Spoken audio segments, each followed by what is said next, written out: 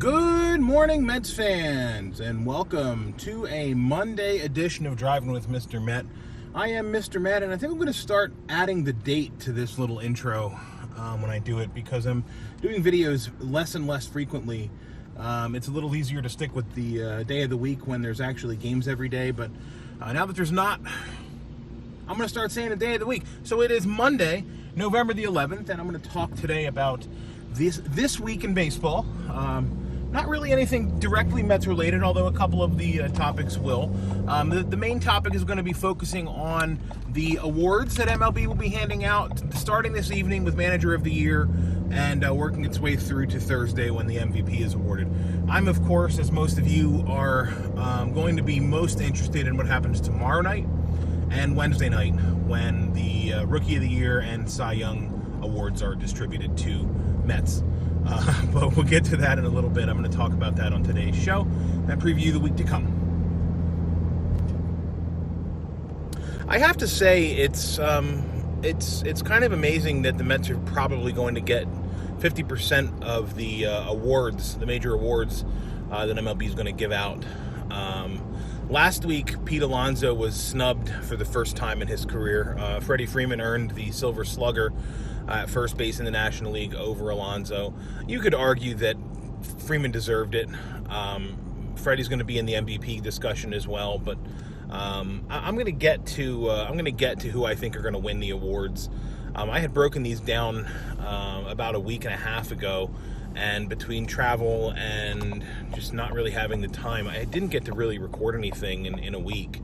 And I was hoping to do this toward the end of last week. I ended up in Boston for a couple of days. And anyhow, you don't care about that. Let's talk about the awards.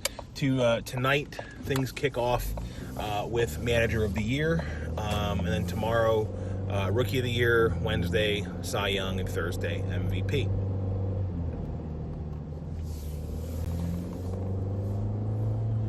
For Manager of the Year, I'm kind of going out on a limb here in the National League. Excuse me. I know a lot of the talk is that Dave Roberts should be the favorite, but I got to say, as much as I dislike the Nationals, you got to give the award to Davey Martinez. I know the awards are not supposed to encompass the postseason or involve the postseason, because certainly not all teams make it. But you can't discount what Davey Martinez did with the Nats, taking them from a Mets-like abysmal state in April, and turning them around to win the whole thing. You know, to play as loosely as they played, to be as good a team as they were down the stretch. I've got to give the award to Davey Martinez for the National League. In the American League, I'm really torn on this. I really am. I'm torn between Rocco Baldelli and Aaron Boone. And I know that the Aaron Boone thing is kind of like, he's got all of the tools at his disposal, blah, blah, blah. But look, the fact of the matter is that Aaron Boone dealt with more injuries than anybody in all of baseball. And he did so swimmingly, and he did so very well. And the team didn't miss a beat underneath Aaron Boone. He didn't get nervous. He didn't get anything. He just managed the team as best as he could with the resources he had available. And yes, the Yankees have a ton of resources for him. And yes, they called up a lot of young kids who played really, really well. Yes. But as much as I loved what Rocco Baldelli did in Minnesota, I am leaning toward Aaron Boone. So I'm going to say Aaron Boone in the American League is going to get Manager of the Year. Tomorrow is the Rookie of the Year, and that's the one that. That was weird. My phone slipped a little bit there. Sorry. Tomorrow's Rookie of the Year, so we're going to get the most interest for me. And Pete Alonso, of course, I have the Alonso shirt underneath the sweatshirt. I have the Polar Bear Pete T-shirt underneath here. He's winning the Rookie of the Year tomorrow. The question's going to be whether it's a unanimous victory, and honestly, it should be. But I can see someone in Atlanta throwing a Mike Soroka first place vote out there. Just to screw over the numbers for Pete. But he's got it in the bag, in my opinion. And in the American League, Yordan Alvarez from the Astros is going to be the victor there. He put up his numbers that he put up in a short period of time, and the difference that he made as a rookie for his team, huge impact. So Alvarez is my Rookie of the Year in the American League. National League Cy Young, this also should come as no surprise. It's Jacob deGrom. Not quite as much of a runaway as 2018 was for Jake. And you could argue that it wasn't a runaway because of the win-loss record, but he was stellar once again. And look, of everyone who's up for the award, deGrom is the only guy who was up for the award that was consistent the entire second half, and didn't have a mediocre first half to go along with that. So it's deGrom. He's going to win his second consecutive Cy Young. That will make him the first Mets pitcher since Tom Seaver to win multiple Cy Young awards, which I think is fantastic. So good for Jake, and good for the Mets. In the American League, it is a two-headed race between the two Astros aces, Justin Verlander and Garrett Cole. I'm giving the edge to Cole, just because of what he did for the Astros down the stretch. He was untouchable, and Verlander was good, don't get me wrong, but like Cole was another planet, like deGrom 2018 level good. So it's going to go to Cole in my opinion, but I would not be shocked if Verlander won it as well. Finally, manager of the year, MVP, American League, I am giving the award to Mike Trout, because he's the best player in the American League and is the most valuable player in the American League. Any team that would have him would be better. I know the argument is that the Angels suck and he shouldn't keep winning, but you take him off of that team and they don't win the number of games that they win, and that's the bottom line for MVP. The National League is a little bit trickier for me. I'm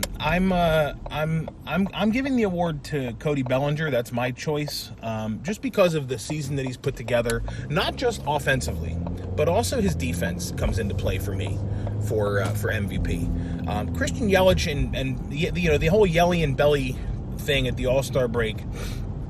It's unfortunate what happened to Yelich with the injury, and that he didn't get to finish out the season, because it would have been a dogfight to neck and neck to the end. But Yelich, the injury eliminates Yelich from contention. The dark horse for me here, and I'm tempted to give it to him, is Anthony Rendon, who once again, a lot like Freddie Freeman, Rendon is, in that he is not flashy, he's not boisterous and loud, he doesn't have the huge personality like a Ronald Acuna does, where it's kind of grating. He's just kind of there. But then when you look at his numbers, you're like, holy shit, this guy is amazing. So Rendon gets a really close 1B for me.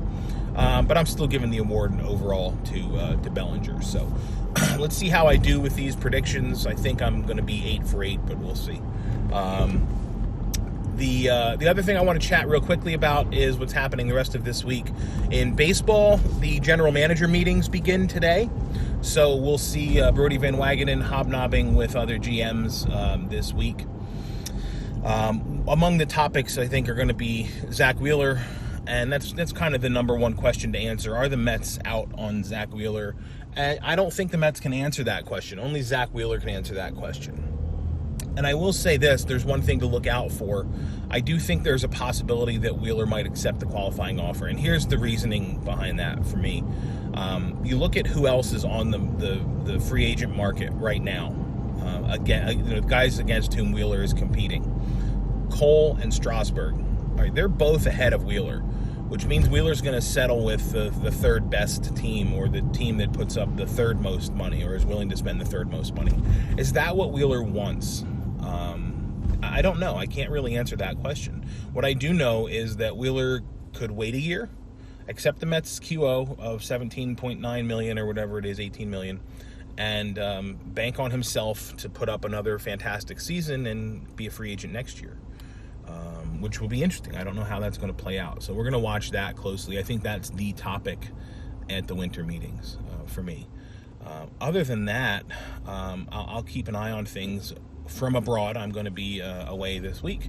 I'm in Canada, so I'll be checking things out from up north, and I won't be back with a new video until at the absolute earliest Friday.